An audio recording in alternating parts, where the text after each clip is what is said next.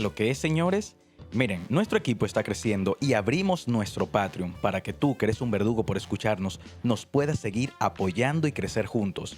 Búscanos en patreon.com/verduguísimo y en las demás redes sociales igual como verduguísimo. Y bueno, nada, era eso. Gracias por escuchar este episodio. Si es tu primera vez, tenemos varias conversaciones con seres humanos que considero que son unos verdugos en lo que hacen y creo que es importante conocer un poco más de ellos. Hoy conversamos con un ser humano valiente, protestante, fiel a sus ideales y un artista que cree en el colectivo cultural. Ella es escritora y actriz, así que esto es Verduguísimo con Clara Morel. Pues nada, vamos a darle. Clara, tú eres teatrista, periodista, gestora, escritora. Tú defiendes mucho los derechos humanos, los derechos afroamericanos, afrodescendientes con nosotros. Pero antes de todo eso, ¿cómo tú llegas a estudiar teatro y por qué estudiar teatro y no otra arte? Sí, desde niña yo tenía mucha cercanía a la interpretación. En aquel entonces, lo que estaba de moda, que ahora vuelve, ¿verdad?, eran las telenovelas. Sobre todo la presencia de las antagonistas, de las villanas. Y eso daba mucho motivo al juego, al intercambio entre las niñas. Yo vivía en un barrio donde, bueno, como la mayoría, se iba muchísimo la energía eléctrica, y crear como este mundo a partir de la telenovela o la serie, lo que estuviera de moda proyectándose en la televisión, era parte de nuestro día a día. Y siempre me gustó. Hubo un momento en que pensé que podía hacer la danza también, porque me encanta bailar. Y al llegar al liceo, pues yo estudié en el Liceo Unión Panamericana. Ahí había múltiples opciones para, bueno, canalizar inquietudes deportivas, artísticas. Y yo experimenté con muchas cosas. Yo fui miembro de la Cruz Roja, de la Defensa Civil, del Club de Ajedrez, y por casualidad caí en el equipo de marcha. Bueno, la marcha es para los desfiles patrióticos y la representación del liceo. Entonces íbamos a todo tipo de actividades, no solo a los desfiles, íbamos hasta el carnaval. En una de esas actividades engancho o conecto con el Departamento de Cultura del Ministerio de Educación, que dirigía en ese entonces la profesora Celsa Albert. Como parte del equipo de marcha, íbamos a esas actividades culturales. Yo recuerdo que fui a todos los premios nacionales de literatura, a todos, desde que entré a primero de bachillerato hasta que salí. Pero también íbamos a los conciertos en manga de camisa, el ballet clásico, que tenía siempre muchas representaciones, y hasta que me hice aficionada, iba buscando en la televisión los programas culturales, las secciones, y ya de manera independiente, pues me aparecía en las actividades, ya las seguía. Y el teatro sí estaba distante porque tú sabes el estigma que hay de que quién va a vivir del teatro, lucía ser algo muy aburrido o muy acartonado, y ciertamente había muchas obras de teatro que digamos que tenían esos códigos que no acercaban a la juventud. Hasta que en una de esas actividades conocí a Gilberto Hernández.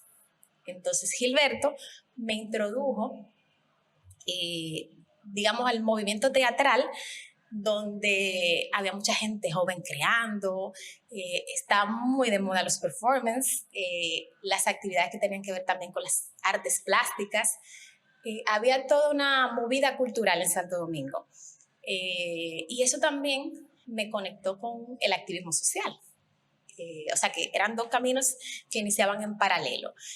Previamente también en el liceo tuve profesores, una profesora de literatura, Clara Cruz, y el profesor de artes plásticas, que despertaron como esa sensibilidad. Mira, tú tienes, busca una clase de teatro, busca algo que te conecte con esa capacidad de expresar. Yo siempre escribí también, entonces, bueno, alentada por esos profesores y con este amigo Gilberto que conocí, y de ahí también pues me introdujo al grupo de las tablas en ese momento.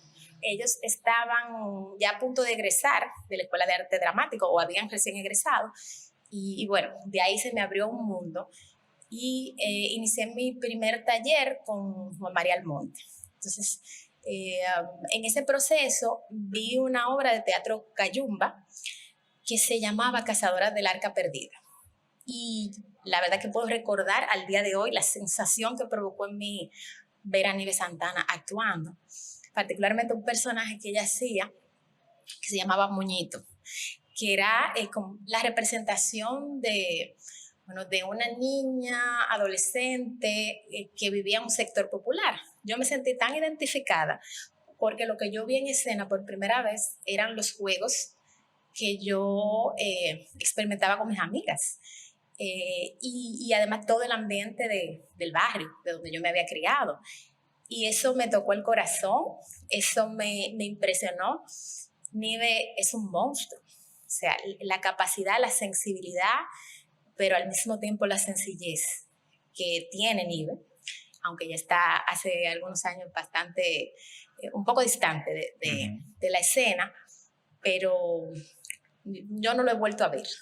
Y ese primer abrazo del teatro surgió de esa presentación y yo me dije, yo quiero hacer eso, yo quiero experimentar eso, yo quiero vivir eso.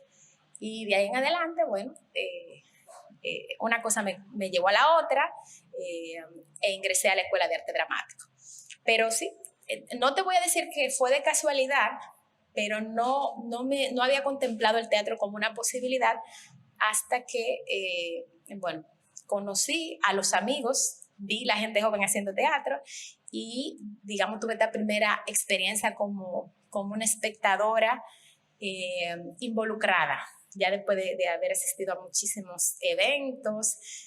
Recuerdo también que había toda una movida de rescate de rescate, de puesta en valor de la cultura afrodominicana a través de la música tradicional.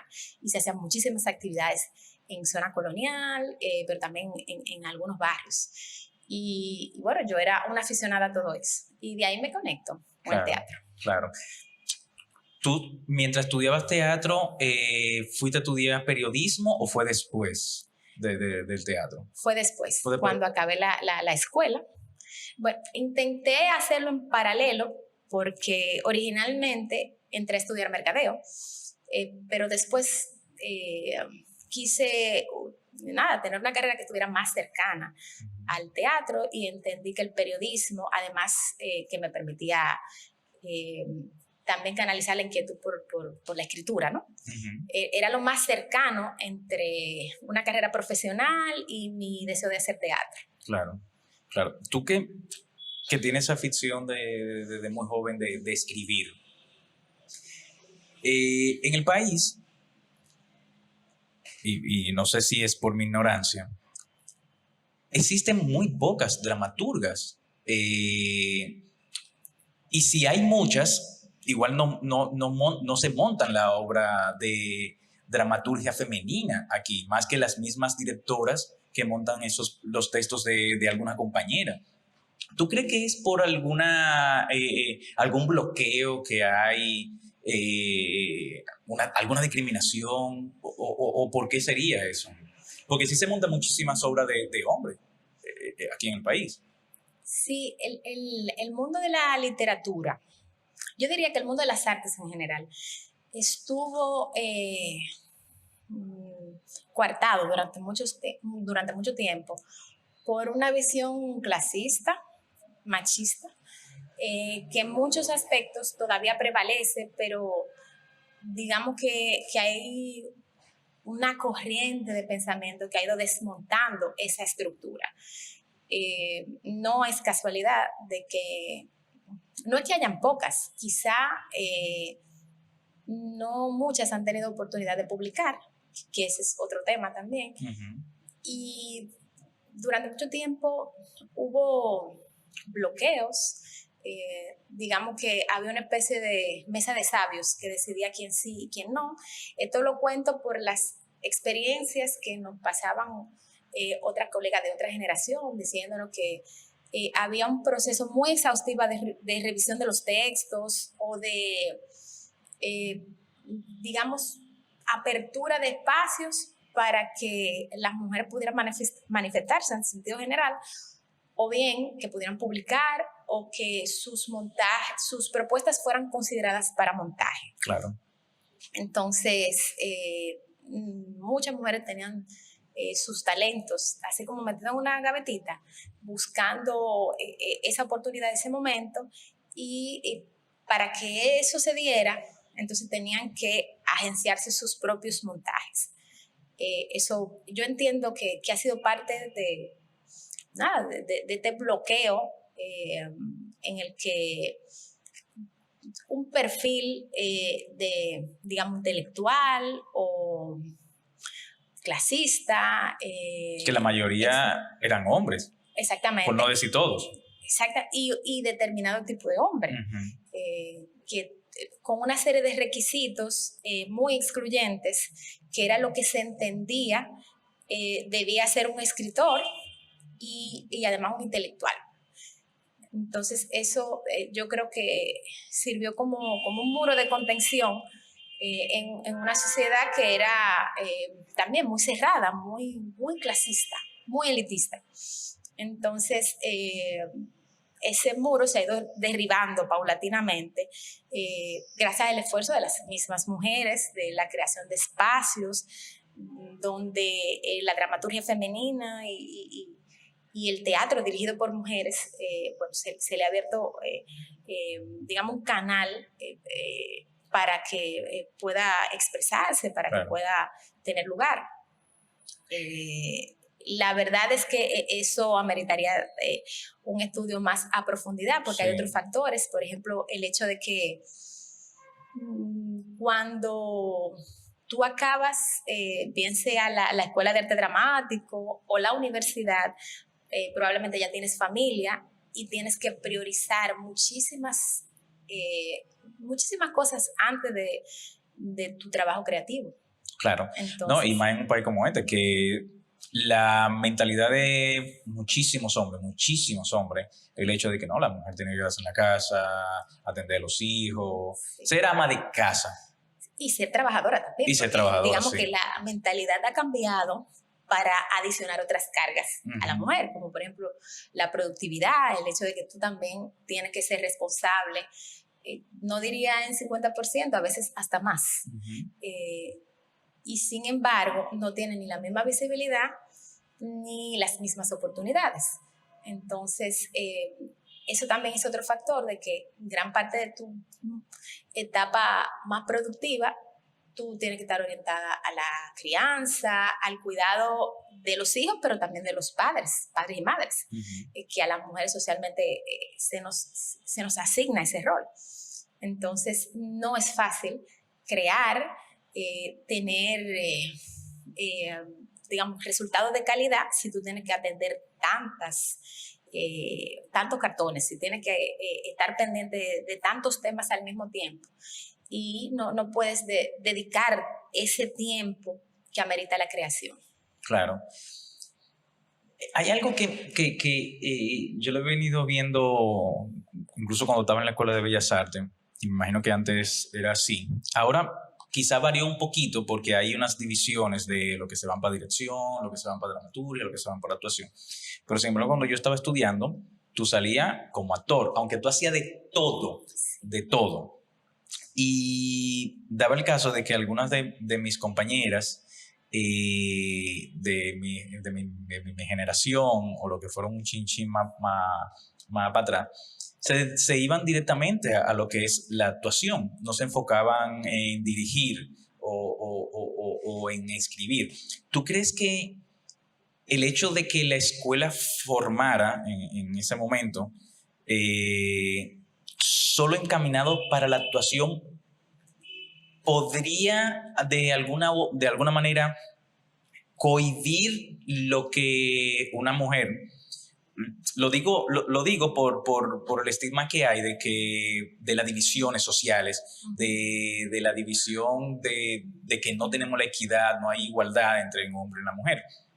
El hecho de que le cohibiera y se dedicara solo a la actuación, porque hay muchas más actrices que mujeres que dirigen y mujeres que escriben. O quizás que escriben, eso mismo que tú mencionas, el hecho de que, como bueno, hay que publicar y hay que ciertas cosas de algunos intelectuales y esas cosas, que la rechazan totalmente. ¿Tú crees que el hecho de, para caer en la pregunta, ¿tú crees que el hecho de que la escuela haya dirigido exclusivamente a la actuación, sí, dándote, claro, todas las herramientas de las otras, de dramaturgia, de dirección, de producción, de luminotecnia, pero te encamine forzosamente a la actuación y no a otra rama del teatro? Sí, yo creo que eso ha tenido... Porque incluso no hay técnicas, o hay muy pocas técnicas. Hay muy pocas, exactamente. Muy pocas. Eso ha tenido muchísimo que ver con el hecho de que no solo dramaturgas, sino como tú dices, que no haya creadoras, luminotécnicas, escenógrafas, porque ciertamente se privilegia y se entiende que el arte superior es la interpretación y que además las mujeres por naturaleza debemos ser intérpretes.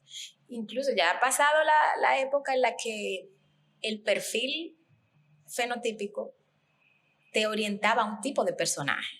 O sea, que tú podías ser protagonista o antagonista de acuerdo también a tu apariencia, a tus características. Y yo creo que esos encasillamientos definitivamente han tenido mucho que ver con el hecho de que no tengamos una diversidad y una riqueza de creadores y creadoras que canalicen sus inquietudes por diversas manifestaciones o modos de crear que hay en el teatro. Los oficios, las profesiones que hay dentro de esta gran sombrilla. Definitivamente tiene mucho que ver esa asignación de roles, de puestos, de esos prejuicios que hay con relación a la profesión.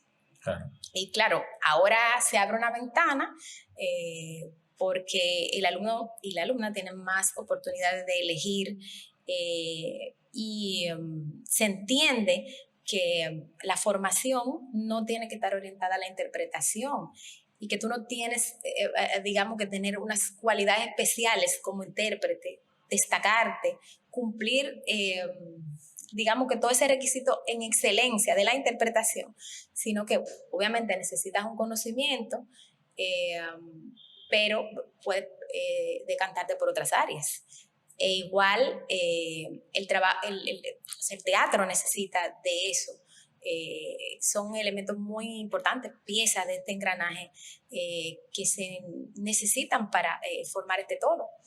Y bueno, sería interesante seguir profundizando en ese sentido, que podamos tener maestrías, diplomados.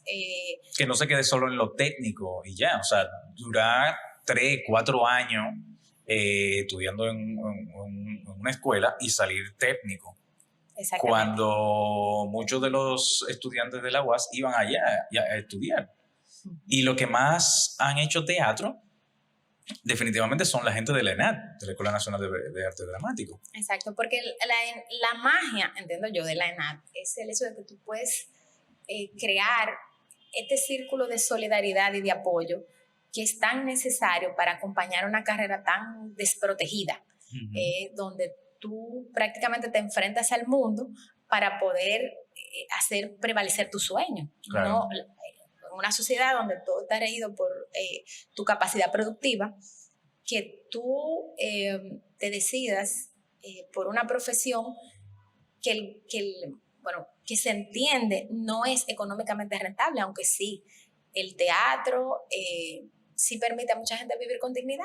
Ahora bien. Sí, pero cuando la gente, y perdón que te interrumpa, cuando la gente dice de que no económicamente no es factible hacer arte, pero ¿qué carrera te asegura que tú vivirás económicamente bien? ¿Y qué es vivir bien económicamente?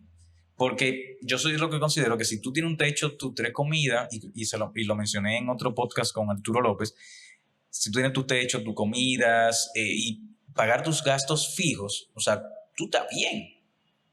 Pero también está esa falsa idea que te da la sociedad de, no, que si tú no tienes un supercarro, tú estás atrás, que si tú no te das tu lujo y estos lujo, con el teatro tú no lo vas a hacer, o con el arte tú no lo vas a hacer. Estudia Derecho, o Medicina, no por menospreciar otras carreras, sino porque siempre lo ponen al arte lo menosprecian.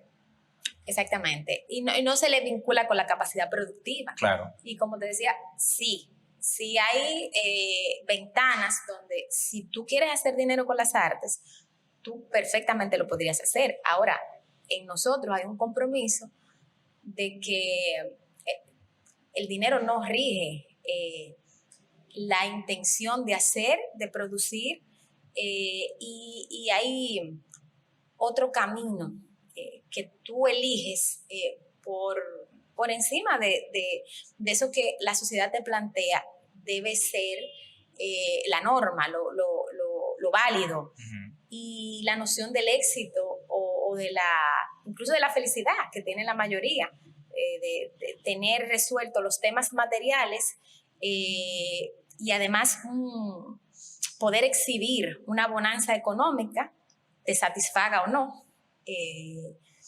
Y colocar eso por encima de tu bienestar incluso. Uh-huh.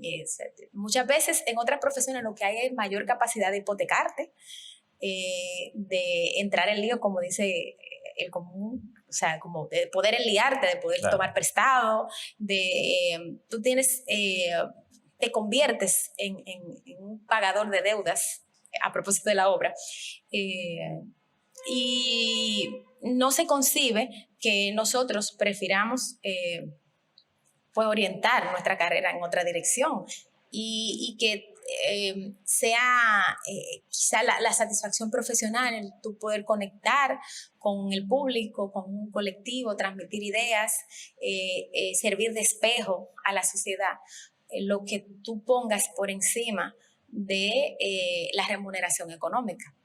Con esto no quiero decir que el trabajo artístico no deba ser justamente remunerado, porque ahí también nos perdemos. Y es un punto que ahora mismo con el sindicato y yo creo que generacionalmente estamos reflexionando sobre esto porque es un trabajo como cualquier otro. Y sí debe haber una remuneración y en eso debe existir una claridad. Pero... ¿Tú crees con eso de la remuneración, tú crees que debe establecerse un rango de precio como igual lo tienen como por ejemplo la gente de cine y que se tenga igual en el teatro? Claro que sí, un punto de partida, unas condiciones básicas para negociar con tu empleador. Muchas veces nosotros mismos somos los empleadores de nuestros compañeros. Sí. Y quizá eso hace difícil que se entienda que hay que garantizar condiciones a quienes tú contratas. Uh-huh. Eso es un cambio cultural. Uh-huh. Pasar de el arte que se hace por amor al arte que se ama y se respeta. Uh-huh. Y eso, garantizar las condiciones de trabajo es lo mínimo. Un sueldo justo, proporcional al esfuerzo que tú haces, a tiempo. Eso yo creo que es básico. Y sí, una tabla de pagos serviría para trazar una referencia y que de ahí en adelante pues todos podamos tener parámetros claros de lo que tú cobrarías por X cantidad de meses ensayando o por número de funciones. Yo creo que entre más claridad, más amistad. Claro. Y eso es una idea excelente y de hecho en el sindicato es parte de los puntos pendientes que hay. Una tabla mínima. De ahí en adelante, pues las negociaciones pudieran ser mayores, pero un mínimo, ¿no? Claro, pero ¿cómo lograr eso? Y vamos a ponerlo sobre la mesa.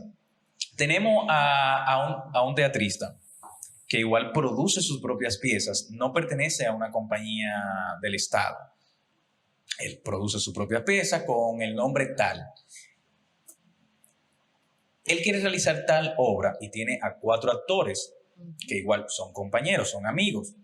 Si tenemos la tabla de, lo que va a ganar por ensayo, cada actor, por las funciones, tal, ¿cómo a ese director y productor que está haciendo su obra con estos 4 compañeros, que son amigos, que son de la misma promoción, cómo logra pagarlo por boleta? Viendo si consigue algún patrocinio, lo cual es un poco complicado. Si tú no conoces a alguien en tal institución, igual te rechazan porque ya supuestamente ya el presupuesto se dio de las cosas culturales, pero lo que hace es destinarse para otra cosa. ¿Cómo lograr eso? Si es una persona una persona independiente, o sea, con su compañía independiente, ¿cómo sería? Sí, la sostenibilidad es el gran desafío para todos, pero eso no se resuelve obviando esa garantía mínima que necesita el trabajo. O sea, el hecho de que tú seas explotado laboralmente no quiere decir que la persona que no te paga o que te pone a ensayar 6 meses y luego apenas te da el agradecimiento, le va a ir mejor. Muchas veces las condiciones no se dan para cubrir lo mínimo. Sin embargo, los costos de producción sí están ahí, se hace un esfuerzo para pagar al escenógrafo, porque el escenógrafo no acepta un agradecimiento al final y necesita materiales para construir la escenografía, igual la persona que hace el vestuario.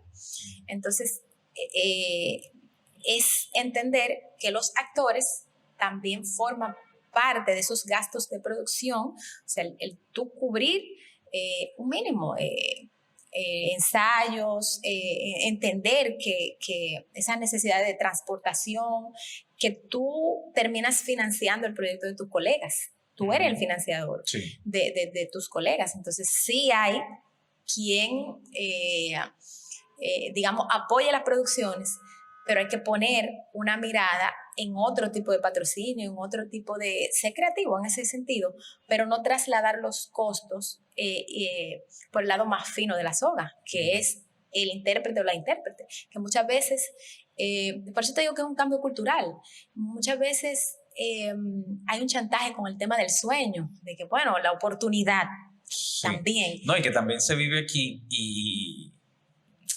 y mucha gente lo sabe, el hecho de, le dije no a fulano, no voy a participar en su obra y, cónchale, no me ha vuelto a llamar más nunca. Sí. Por un simple hecho de decirle, no, mira, ahora no puedo. Claro, por no decirle otra cosa. O sea, también está eso aquí. Sí, quizá cuando esas reglas del juego estén establecidas, ni siquiera la persona tendría que ofenderse por un no si sus necesidades no están cubiertas. Obviamente, hay todo un espacio libre para la colaboración. Ahora bien, la colaboración tiene que ser ese proceso donde quien recibe el trabajo que no va a costear, entienda que hay un favor, que hay un servicio que de una u otra manera debe honrar. A veces tú participas en una producción y no sale tu nombre en los créditos, hasta eso se da, o no tienes una fotografía de calidad, o no hay, digamos, una mención a tu trabajo que sea proporcional al esfuerzo que tú has hecho. Entonces se entiende que, bueno, también yo te estoy dando una oportunidad de exhibirte, de mostrarte, y como si eso fuera una compensación, una recompensa, y no es así. Yo creo que sí, implica también un cambio cultural partiendo de nosotros mismos, de entender que hay trabajo, que hay tiempo, y que así como yo cubro otros gastos de producción, debo pensar en mis colaboradores más cercanos, que regularmente quien es consciente hace el esfuerzo por cubrir, aunque sea lo mínimo. Claro. Y eso es parte del respeto al trabajo propio y de los demás. Claro.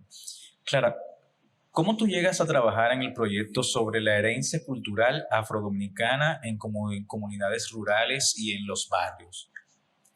Bueno, como te decía, en el año 96.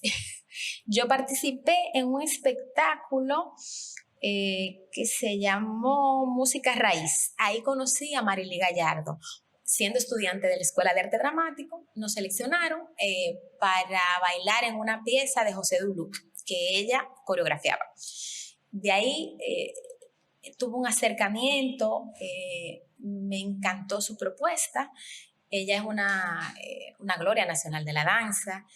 Y en ese momento todavía no había iniciado su proyecto en Villamella, en Los Mercedes, que me parece que desde el 2001 ya está constituida la Escuela Calalú.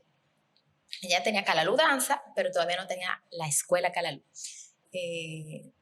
Yo, digamos que me interesa todo su trabajo de exploración de ritmos afrocaribeños, no solo dominicanos. O sea, ella es una maestra que integra la danza, el teatro, la música, los cantos y, digamos, ha tenido ese registro de portadores originales. Los ha sistematizado y ha hecho toda una metodología de enseñanza, yo diría que de la performance caribeña, no solamente la danza. Entonces, a través de Marily yo me conecto con todo ese mundo. También a través de Juan María Almonte, que en el primer taller que yo tomé, taller de teatro, sí nos introdujo a muchas manifestaciones culturales afrodescendientes de República Dominicana, como las manifestaciones mágico-religiosas, también toda la cultura del mercado, que hay mucha negritud manifiesta en la manera en que se organizan los mercados aquí. Todas esas situaciones que convergen en la manera en que están organizados los alimentos, las relaciones que se tejen dentro del mercado, también el carnaval. Con Juan María exploramos el carnaval. Y bueno, ese mundo me fascinó, me interesó. Y en un viaje de la universidad, participando en una actividad en la que también Marily iba a bailar, que se llamó Artistas por el Gaga. Artistas por el Gaga se hizo en Ciudad Colonial durante 7 años seguidos. Y en el 7º año hubo una especie de entrega en la comunidad de La Ceja, el Batel La Ceja. Y allá se hizo un espectáculo. Por primera vez yo fui a un batey y esa realidad me golpeó profundamente. Yo no sabía que dentro de mi país había una especie de submundo. Lo digo desde el amor, porque el batey es un espacio mágico, cultural, de trabajo, de mucha dignidad, pero las condiciones socioeconómicas en aquel entonces, el Batey La Ceja y de todas las comunidades circundantes a los campos de caña eran muy desafiantes, muy desalentadoras, muy golpeantes. Y bueno, de ahí surge una inquietud de trabajar y de entender, digamos, que cómo esas realidades se conectan. Porque yo soy de un barrio y entendía que la pobreza que se vivía en los barrios era quizá el punto final de un eslabón de exclusión. Y después me doy cuenta que no, que hay muchos eslabones hacia abajo y que hay todo un mundo desconocido. Por mí, como capitaleña, y por muchos de nosotros, como residente en una ciudad, en una sociedad que vive de espalda a sus realidades. Entonces, bueno, a partir de ahí, entonces empiezo el trabajo con Marily en la Escuela de Calalú Danza, primero como asistente de proyectos, luego pasé a ser docente de los talleres de teatro y bueno, una cosa me llevó a la otra, pasé de un proyecto a otro y bueno, ya son casi 22 años. 22 años, sí.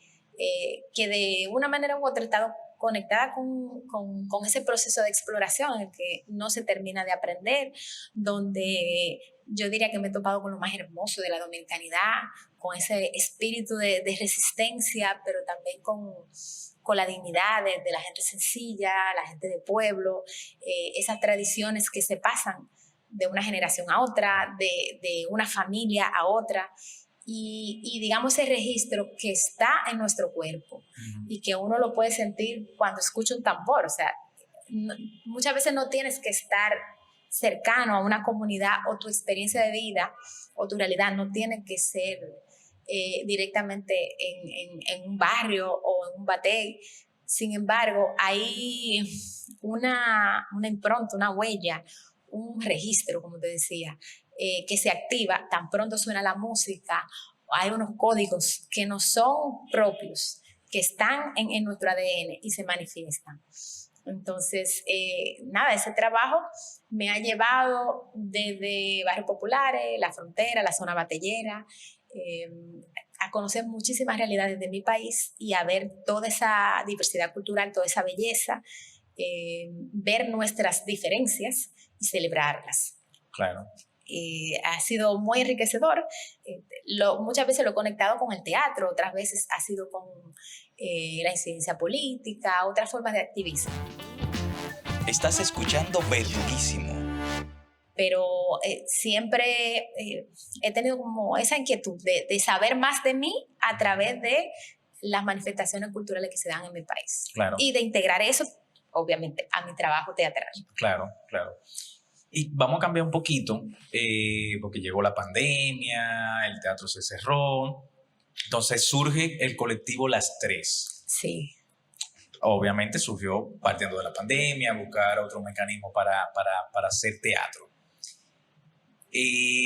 Yo recuerdo que vi una obra del colectivo Las Tres, bueno, de la pieza que era por Zoom. Las Tres la escribiste tú, ¿cierto? ¿O fue una de ellas? Las Tres. Las Tres la escribiste tú. Fue toque de queda, ¿verdad? Toque de queda, sí. Sí. Tú como escritora, y volviendo también un poquito atrás con lo de las dramaturgias, las directoras y eso, pero desde el punto de vista tuyo, si tú tienes otras obras escritas, ¿por qué no sacarla? ¿Por qué no montarla? ¿O por qué no dársela a alguien que la monte como para que se muestre tu dramaturgia? Yo te lo digo, pero también me lo digo a mí por el hecho de que hay muchas cosas que yo he escrito y la tengo guardada de años y yo por alguna razón no la he sacado. ¿Por qué ocurre eso? Mira, como te decía hace un rato, hay que reflexionar en torno a eso, porque te puedo decir que yo no era consciente de que era escritora por el hecho de que yo escribía, si se quiere, de modo utilitario. Yo escribía para montar. No tenía no me veía como una escritora en el sentido formal. No me veía como una dramaturga. Yo vine a tomar conciencia de ello cuando fui a una actividad de un colectivo que se llama Anticano. Y ellas tienen un trabajo muy bueno porque ese elemento no se da solamente en el teatro.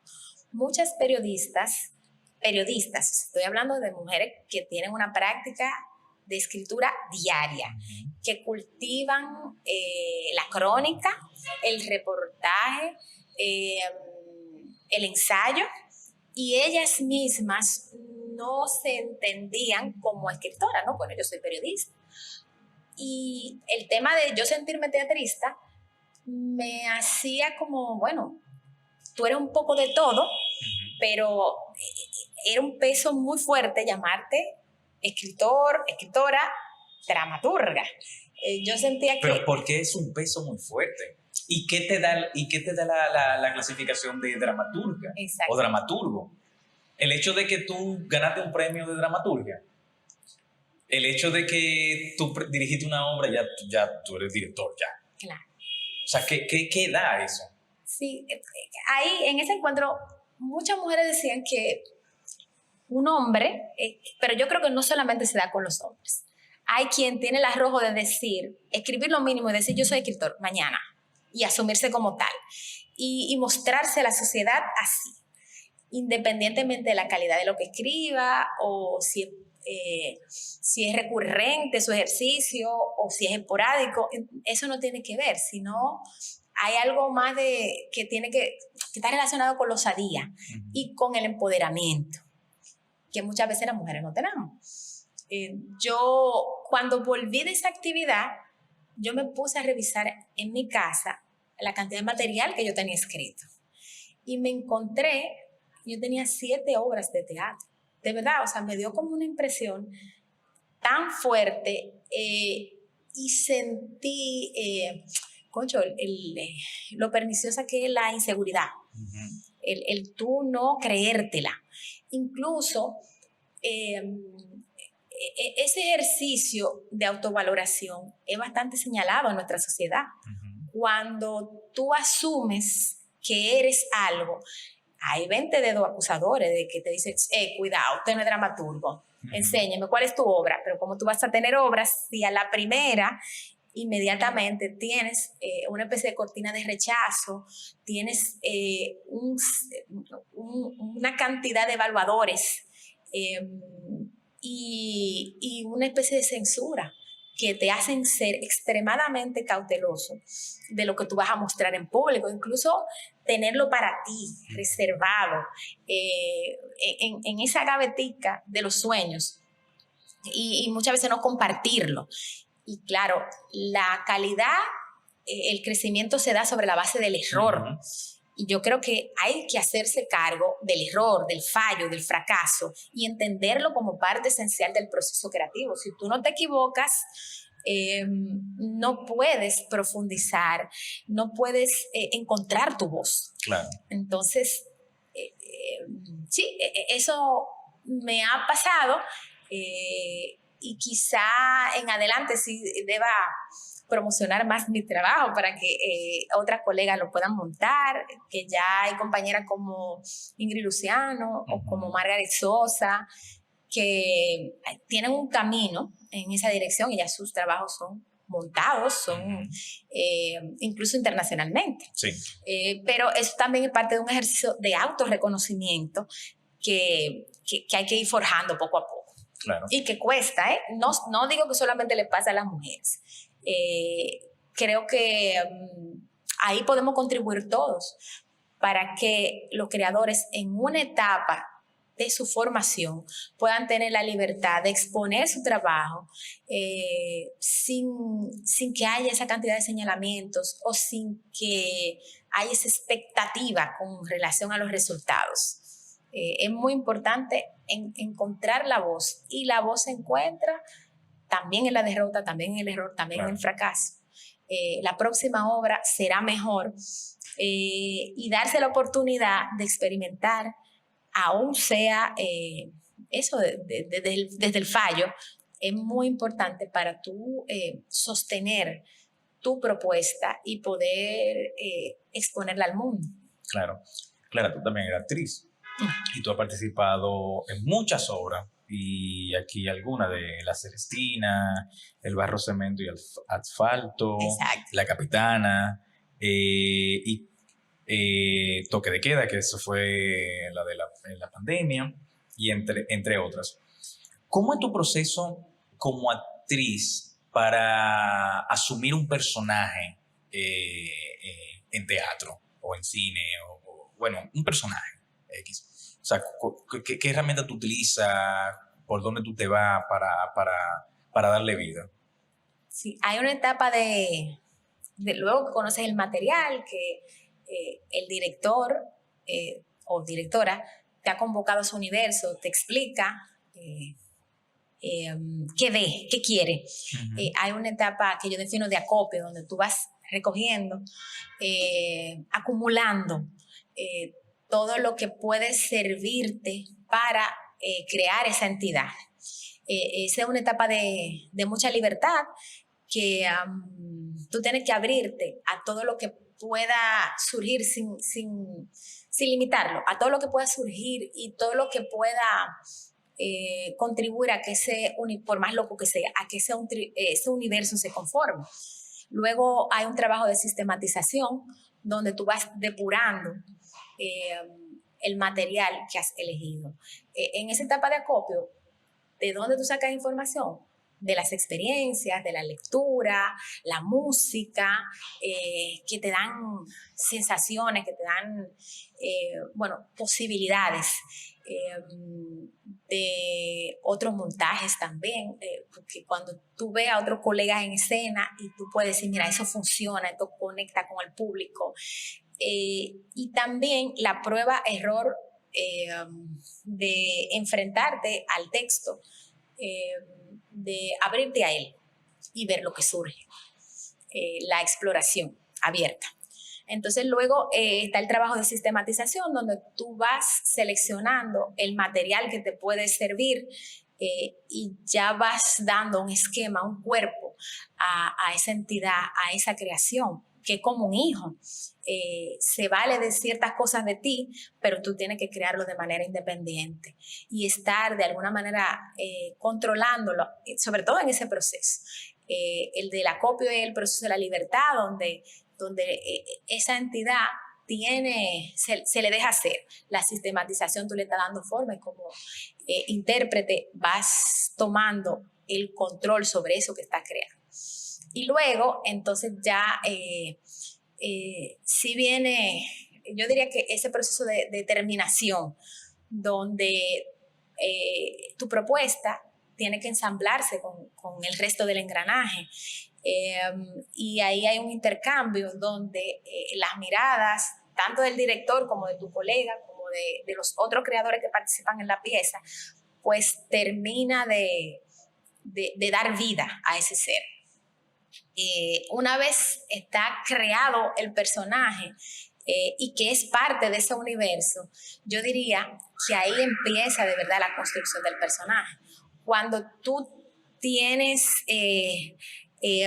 la propuesta ya edificada, completa, y tienes la oportunidad de ponerla en escena, tú vas descubriendo una cantidad de cosas que te permiten profundizar.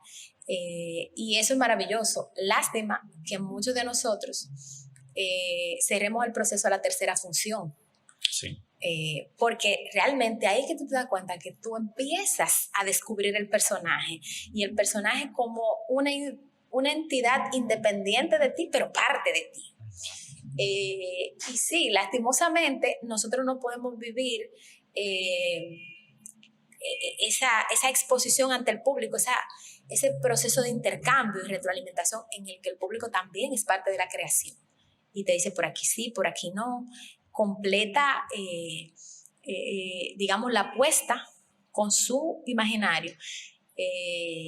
Si eso tuviera la oportunidad de ser más largo, pues los personajes crecen de una manera maravillosa y ya salen. Me ha pasado con las obras que yo he tenido la oportunidad de representar, incluso en diversos momentos de mi vida, como sin pensarlo, como tú no necesitas condiciones particulares, tú no necesitas ya del escenario o del vestuario original, el personaje es, y tú lo puedes mostrar en cualquier situación, incluso muy distinta a la que originalmente en la que se concibió, y el personaje sale. Me pasó con Hashtag ahora que yo representé el personaje de Mommy en un microteatro, una versión bastante ajustada por digamos, el contexto del microteatro, que tú tienes el público cercano y que es una pieza breve. Sin embargo, Mommy salió de una manera tan natural, tan hermosa, tuvo este intercambio con el público que no lo tenía en la obra original. Había una distancia mayor, una cuarta pared que de momento se rompía, aquí ni existía, y bueno, me dio muchísima alegría, muchísima satisfacción, pero además el elemento de la seguridad, de la confianza, cuando ya tú eres dueño de tu creación y te puedes situar como, bueno, de alguna manera, como el Dios de tu de tu entidad, pues eso adquiere como unos tintes de belleza, de verdad, es como una experiencia totalmente distinta a la de representar y guardar el personaje sin haber terminado de cincelar como una estatua, ¿verdad? Sin haber terminado de cincelar, tú tienes que guardarlo y meterte a otra cosa. Yo por ahí es que veo mi proceso. Yo soy muy sensorial, muy esquemática. Me gusta irme a lo seguro. Por eso te decía ahorita con el tema de la improvisación. Quizás es la parte que más me cuesta, abrirme a la incertidumbre. Eso también es parte del proceso y es necesario. Pero yo soy de las actrices que cuenta los pasos en el escenario, que hace su esquema de su planta de movimiento, independientemente de la que propone el director, que necesita sentir la seguridad de que todo esté amarrado, pero precisamente esa seguridad es lo que me da la libertad de crear, de establecerme esos límites, me da un espacio amplio para jugar. Claro. Tú tuviste en el programa también de Teatro contra el Racismo y la Discriminación como mujer. Con muda. Sí, que el movimiento de mujeres dominicanas. Exacto. Tú como mujer, como dominicana, caribeña, como artista, ¿tú has sentido discriminación a nivel cultural? Sí, claro. Ese es un tema difícil de tratar porque la discriminación está tan normalizada, tan integrada, que muchas veces quien la ejerce no es consciente de que lo hace y de las consecuencias que puede tener en la vida del otro. Y sí, ya menos, creo que hay una conciencia, creo que hay un trabajo maravilloso que se ha realizado y hay una serie de diálogos abiertos en la sociedad dominicana que hay que reconocer que han generado muchos cambios. Incluso el hecho de que nos problematicemos precisamente tratando de entender qué es discriminación, qué es racismo, qué es xenofobia, qué es homofobia. Yo creo que eso es parte de una reflexión en colectivo que aunque molesta, que aunque no resulta fácil, porque implica una desconstrucción, implica que tú admitas como persona que también eres un sujeto discriminador o que tú puedes ser la persona que lastima, que hiere, que invade, que excluye. Yo creo que estamos en un momento interesante. Y sí, lo he vivido, he hecho conciencia muchos años después de que, mira, esto que pasó se daba por estas razones. Aquí en los años 90, todavía persiste, no te puedo decir, pero para hablarte de casos concretos, en los años 90, fácilmente te devolvían de cualquier espacio. Te alegaban del tema de la vestimenta, que tú no cumplías con el código, o que tu actitud, o que era una fiesta privada, o que era un espacio reservado para. En ese momento, yo me acuerdo que muchísima gente empezó a inscribirse en la universidad o abordar espacios en lo que no era común en la presencia de jóvenes de barrios populares. Y las situaciones que se daban de una especie de confrontación entre realidades que conviven en una misma ciudad era muy intensa. Yo me acuerdo incluso que generaba enfrentamientos entre jóvenes que muchas veces no toleraban la presencia del diferente o de la diferente.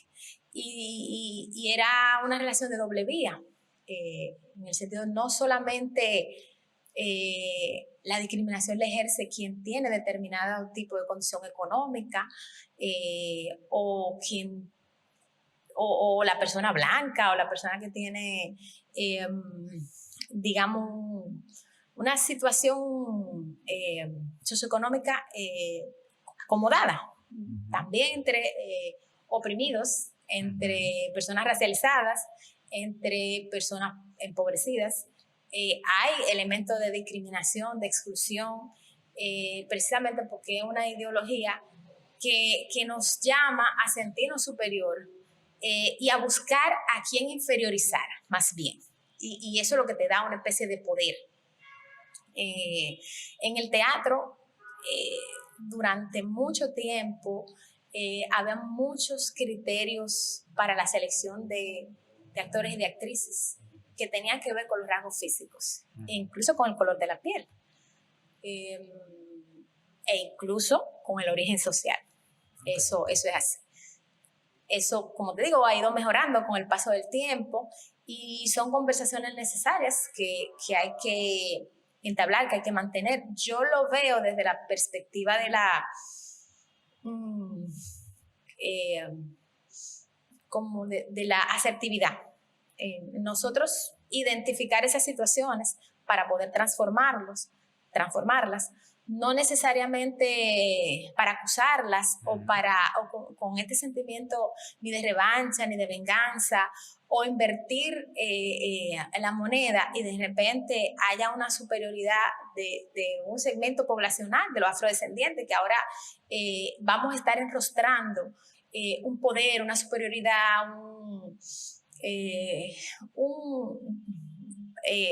un empoderamiento con relación a otros segmentos. Yo no lo veo así, lo veo como celebrar la diversidad de la dominicanidad, esa mezcla tan bonita que nosotros tenemos, esa capacidad de ser empáticos entre nosotros, nuestra solidaridad.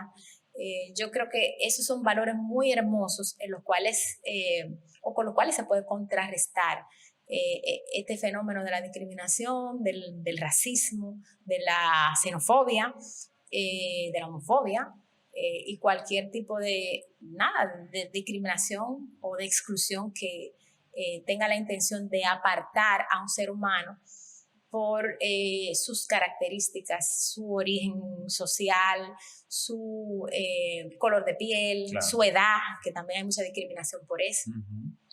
Y sí. No, sí. Y sin dejar a un lado la discriminación que tiene la sociedad per se por los artistas y el estereotipo que lo clasifican. No, que los artistas son locos, que los artistas son todo gay, que los artistas son X cosa. Eso también es discriminación y lo sufre tanto hombre como mujer. O sea, claro, que quizás alguien que tenga una clase social alta, por decirlo así, quizás no lo sufre y lo que lo vean es como que, no, fulano está haciendo un pasatiempo, eso después se le pasa. Que quizás no pasa con un joven o una joven que sea de bajos recursos. O sea, lo clasifican de otra manera. Exactamente. Pero no te creas que ese tipo de conversaciones también se da en esos sectores donde yo llegué a tener varios compañeros que los padres hacían lo imposible para que el muchacho pudiente económicamente no se dedicara a las artes. Y muchas veces lo lograban.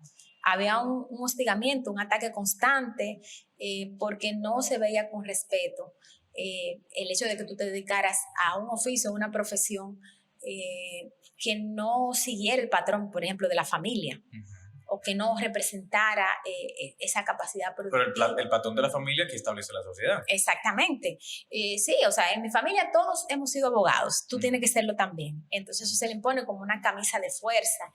Y elegir una carrera artística implicaba un desafío a esa concepción familiar. Eso se dio muchísimo en el teatro. O sea, yo conocí muchos casos.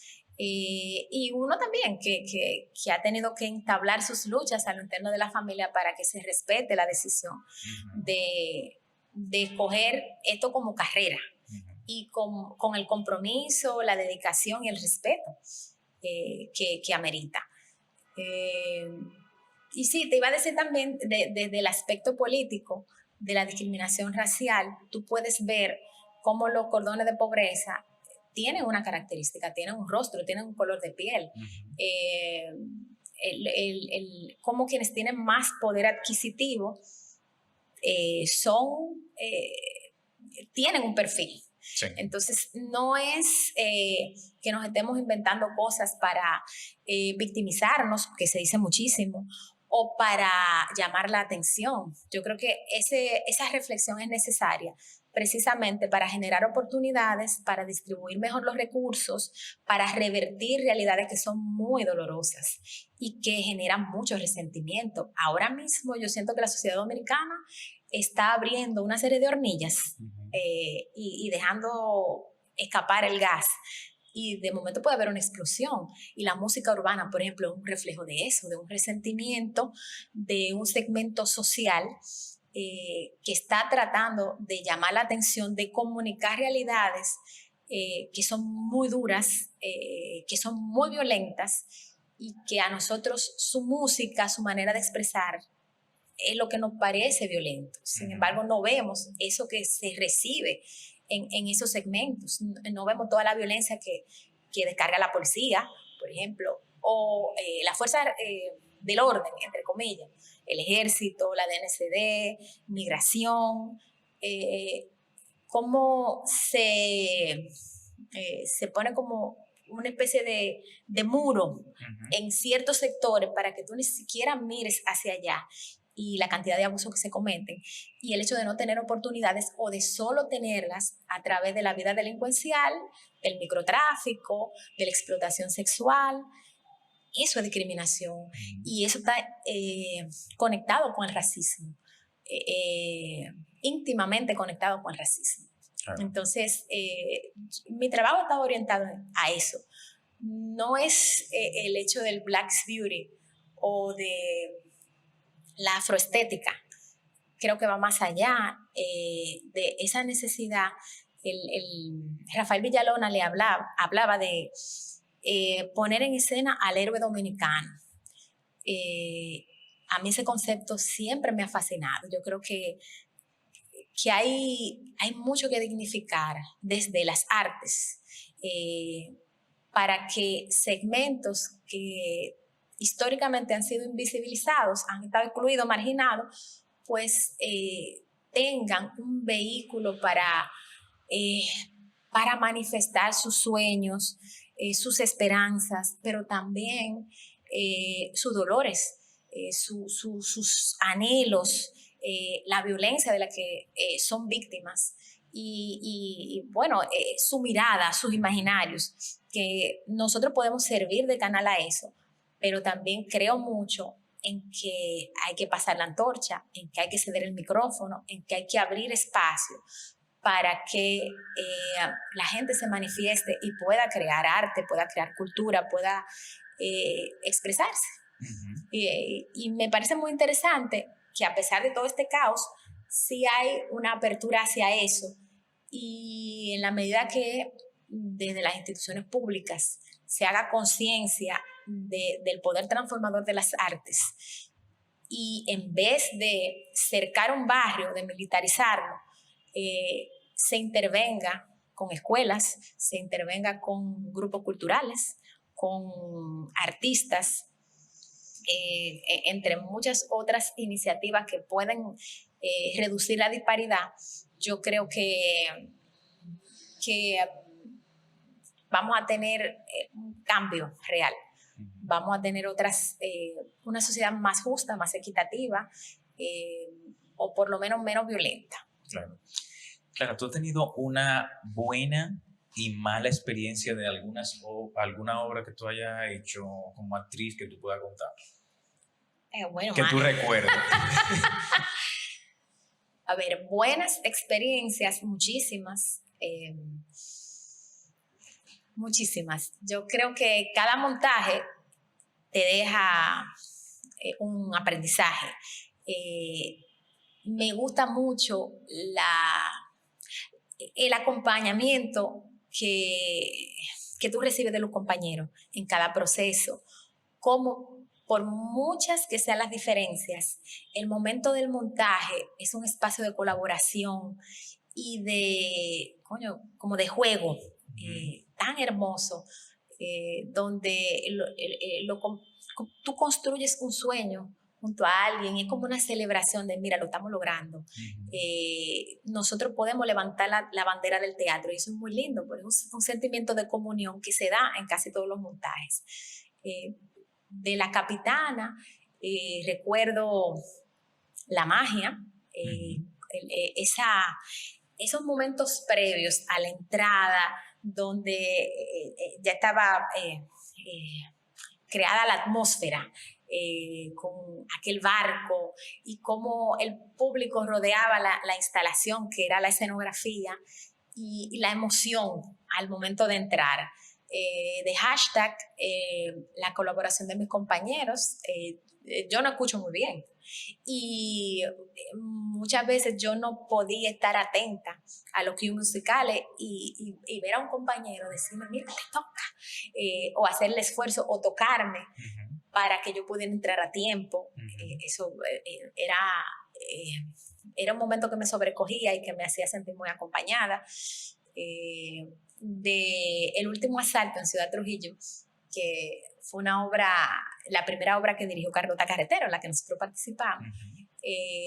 Era eso, como la magia, la incertidumbre de enfrentarse al público, y la respuesta tan positiva que venía en cada montaje, en cada puesta en escena, que bueno, como te hacía renovar la fe y el sueño de hacer teatro por primera vez. O sea, era como abrir el juguete nuevo, y eso, como dejarte bañar por la magia.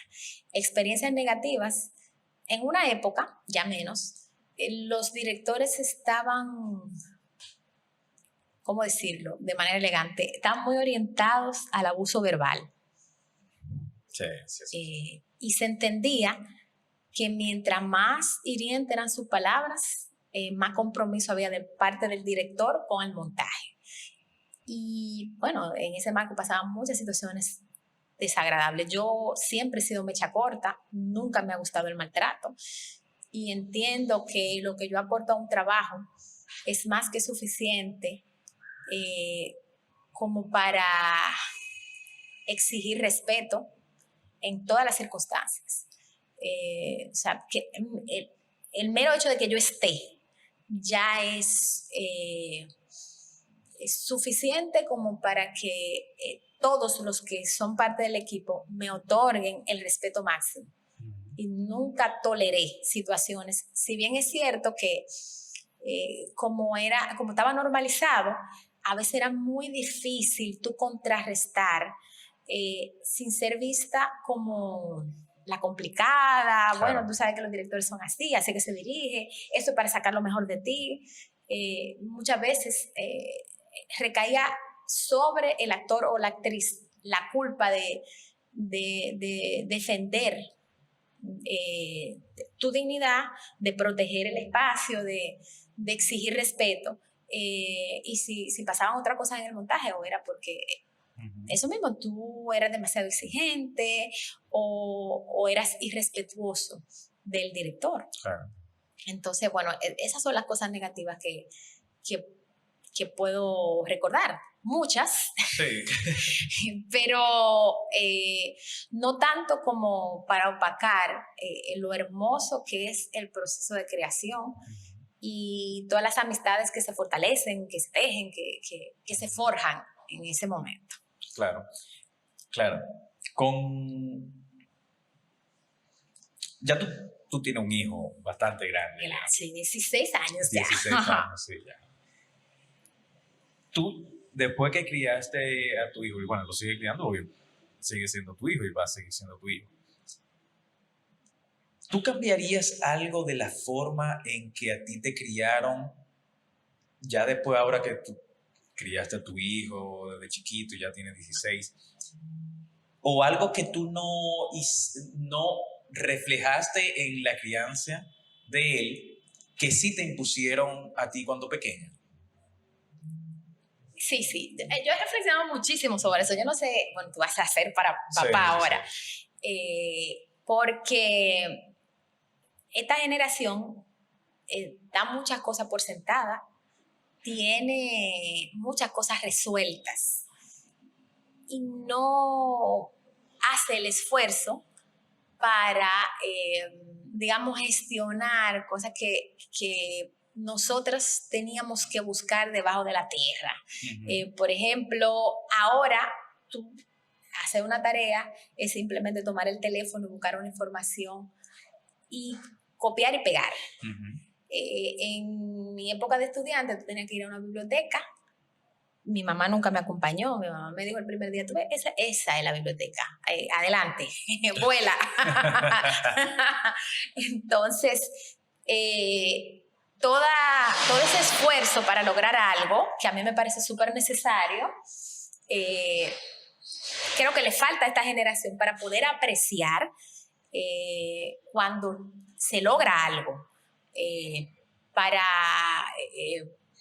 poder trazarse metas y sentir satisfacción y valorar más. Yo entiendo que esta generación que ha tenido muchas cosas a mano llena y que le han llegado porque sí, porque los padres se esfuerzan en que sus hijos no pasen el trabajo que ha pasado la generación anterior, no les permite pues valorar el esfuerzo como la vía lógica para alcanzar la meta. Pero a mí me hubiera gustado recibir más comprensión de niña. Como te decía, yo siempre fui una niña con inquietudes artísticas, deportivas y eso, y yo tenía que buscármela. Era yo que tenía que canalizar esas inquietudes, ver dónde estaba el taller, el curso, que no se entendía la diferencia. Tú tenías que tener un determinado perfil para que se valorara tu conducta. Ahora hay mucha comprensión de que los niños son niños, que tienen que jugar, que no ponen tanta atención porque precisamente están explorando otras cosas, están buscando, y que esa es la etapa para eso. Entonces, a mí me hubiera gustado, yo le digo a mi hijo que a mí me hubiera gustado ser mi mamá, pretenciosamente. Eso para venderle culpa. ¿Te imaginas la cantidad de veces que yo le ofrezco algo que para mí es especial y que yo no tenía y que él, bueno, no repara en ello, claro. no le da ni frío ni calor. Y a mí me hubiera encantado tener.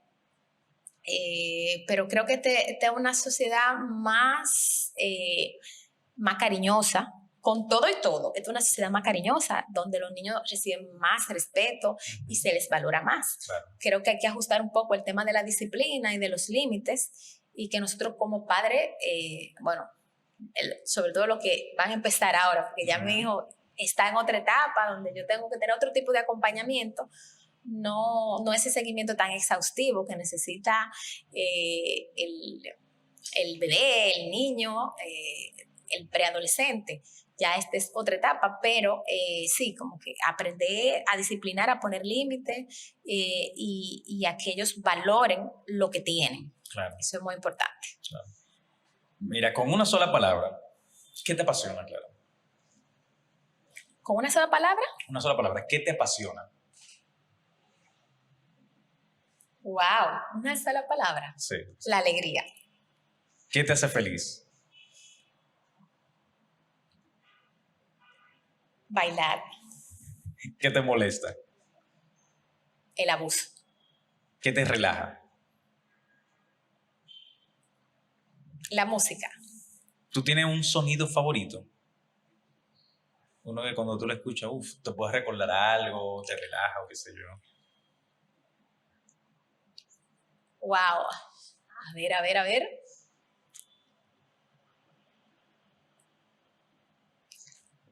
A mí me gusta el sonido del café cuando va subiendo. Ah, con la greca, ¿verdad? Exactamente. Porque con los aparatos no es igual. No, de la greca, el tradicional. Eso me hace sentir, mi mamá, todos los días, con mi mamá y mi hermano, yo tomo café. Entonces, ese momentito es como de nosotras tres. Y en lo que ponen el café, el estufa, nosotros vamos hablando de cualquier cosa. Y esa indicación que el café está listo, a mí me gusta mucho. ¿Tú tienes una palabra favorita, una que tú uses mucho?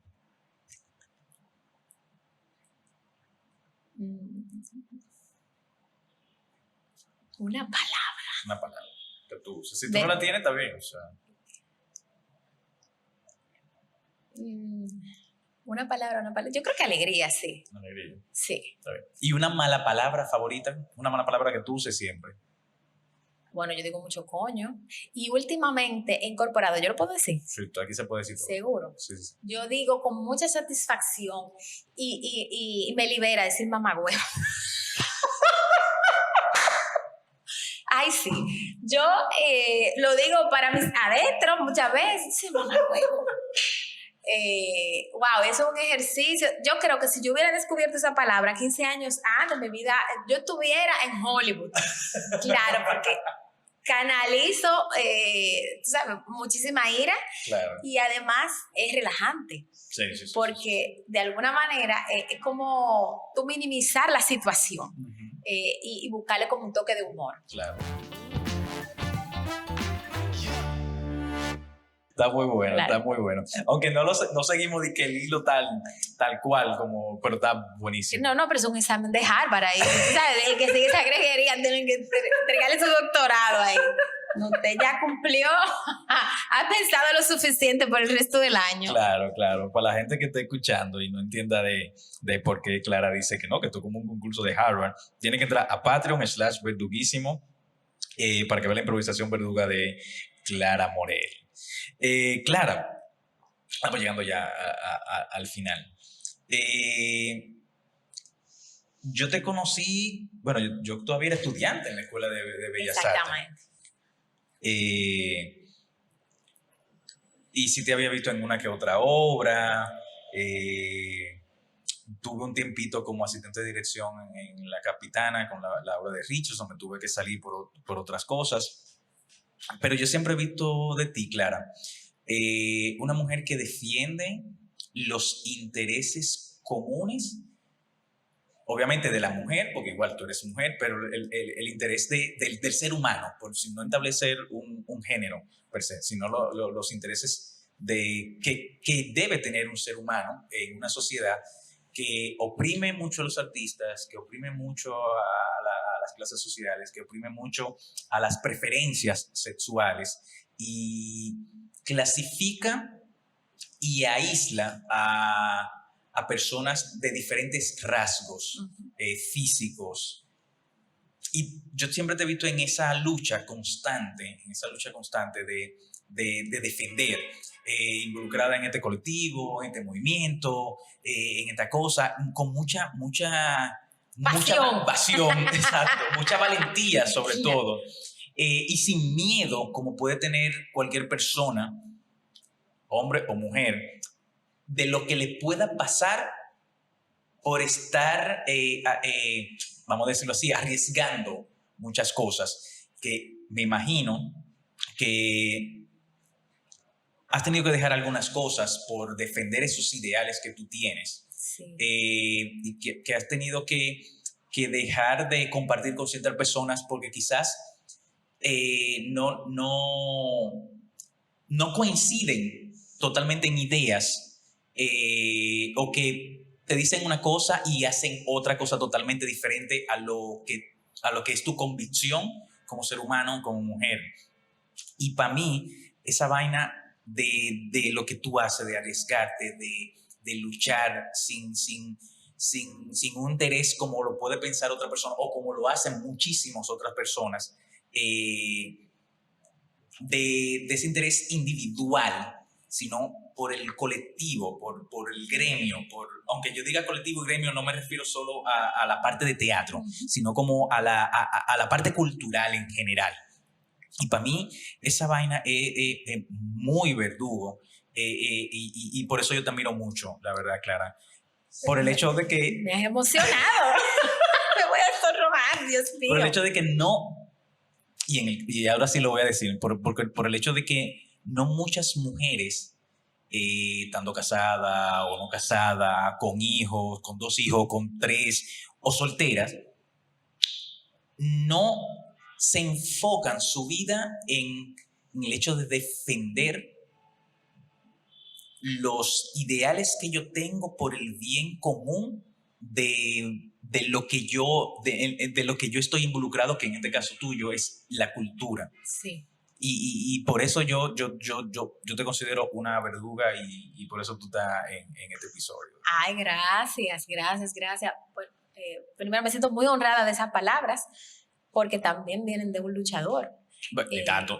Claro, yo creo que el esfuerzo de edificar una carrera, a veces uno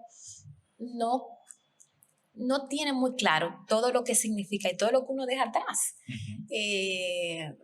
El compromiso de ir en una dirección y que quizá si tú lo hubieras hecho de otra manera fuera más fácil, más simple para ti o tuviera mejor situación económica, y ya de por sí eso es un gran sacrificio en una sociedad que todo lo mide por el dinero. Pero debo decirte que yo también he recibido mucha solidaridad. O sea, yo me siento en deuda porque también he tenido muchísimos compañeros que en un momento determinado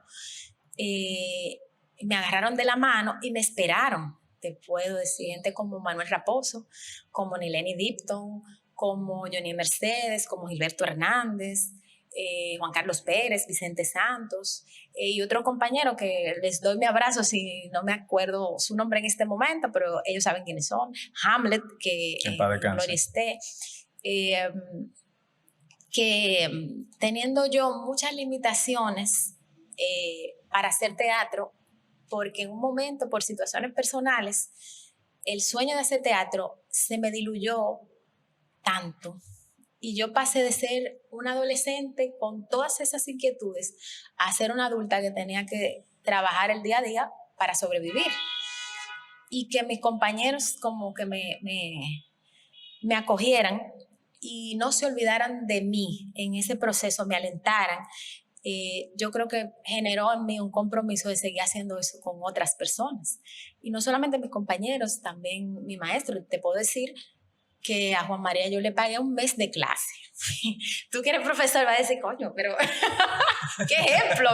No, chicos y chicas, por favor paguen sus clases porque los profesores también necesitan de esa puntualidad para pagar sus cuentas. Pero así, yo me imagino que tú has tenido esa experiencia muchísimas veces de apoyar a gente que no puede cumplir el compromiso económico, pero que tiene el empeño, tiene esa chispa, esa llama encendida. Y bueno, yo he recibido eso. Defiendo mucho a los artistas porque me parece que nuestro aporte a la sociedad es significativo, es muy valioso. Que nosotros, sobre todo en el teatro, servimos de espejo y planteamos cosas que en otros espacios no se hablan. Somos muy compasivos también, porque se habla del teatro como un espejo en el sentido crítico, ¿verdad? Que nosotros le damos fuerte a la sociedad, pero también nosotros generamos muchos lazos de comprensión, de entendimiento, de aceptación, y eso yo he recibido del teatro, ese abrazo. Y lo he compartido con otros compañeros y eso me llena y lo he podido llevar a otras áreas de mi trabajo, esa capacidad de, mira, vamos a tirar para adelante en cualquier circunstancia, de que tú valores el trabajo por sencillo que sea. Yo creo que era con ustedes que había un relajo de que trabajo vergonzoso 357, que uno lo mismo hoy puede estar en una gran premiere o en un premio nacional de literatura y al otro día tú tienes que estar animando en un cumpleaños. Como payaso. Como un payaso. Entonces, sí. Ahí tú te das cuenta que, bueno, el trabajo está por encima del glamour, de todas esas concepciones que se tiene del éxito, y tú empujar tus sueños desde lo más simple. Yo creo que eso es muy, muy hermoso. A mí me anima mucho también aportar a ese proceso de transformación social, que no lo hace una persona y al que todos estamos contribuyendo con este trabajo artístico. Claro. O sea, tú estar haciendo, por ejemplo, un podcast para reflexionar sobre esta cosa, para dar a conocer a gente como yo, que yo no tengo mucha visibilidad o no hago un trabajo que me permita proyectar, por lo menos de la manera convencional. Eso es un aporte, porque tú le estás diciendo a los demás, mira, yo considero que esto es importante, o vamos a darnos este espacio para escucharnos, para conocernos, para profundizar, que a veces uno con el ajetreo no tiene el tiempo. Ujú. Y eso es muy chulo, y creo que eso mismo, en la medida en que uno valore y respete lo que aporta, uno está contribuyendo a la sociedad. O sea, la historia de Iván solo la puede escribir Iván. Ujú. La historia de Clara solo la puede escribir Clara.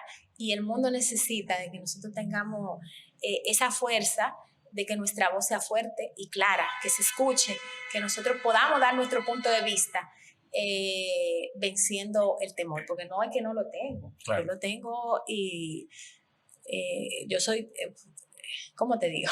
Miedosa por naturaleza, pero me he convencido, me he llevado a que la persona más valiente no es la que tiene ausencia de ese temor, sino la que lo enfrenta. Por ejemplo, para mí estar hablando así, sin tener como mi chivito, mi PowerPoint de fondo o escribiendo, que quizá donde yo me siento más cómoda, para mí eso es un desafío. Y creo que eso es lo que nosotros tenemos que hacer, como ir más allá de esa zona de confort y aportar lo que tenemos desde la humildad, desde el amor, pero reconociendo que eso es valioso. Y me parece que en el teatro hay mucho trabajo por hacer en ese sentido, porque aunque somos bravucones y parecería que tenemos personalidades muy fuertes, que somos muy seguros, muchas veces eso esconde historias muy difíciles a lo interno de tu propia familia, o en ese camino de defender la manera en la que tú ves al mundo, tu derecho a dedicarte a lo que tú quieres, a hacer lo que te hace feliz. Por eso me conmueve tanto y trabajo, aporto para que sea más fácil vivir de lo que uno quiere. Claro. Y poder hacer arte, aportar desde la creatividad al país. Claro, claro, de verdad, muchísimas gracias por aceptar estar aquí en este episodio. A la gente que se quedó hasta aquí, gracias, de verdad. Comparte este episodio por todas las redes, mándaselo a su abuelita que todavía usa Facebook, y a los demás por TikTok o cualquier red social que usted está usando. De verdad, muchísimas gracias, Clara. Ay, gracias a ti, muchísimas gracias. Yeah.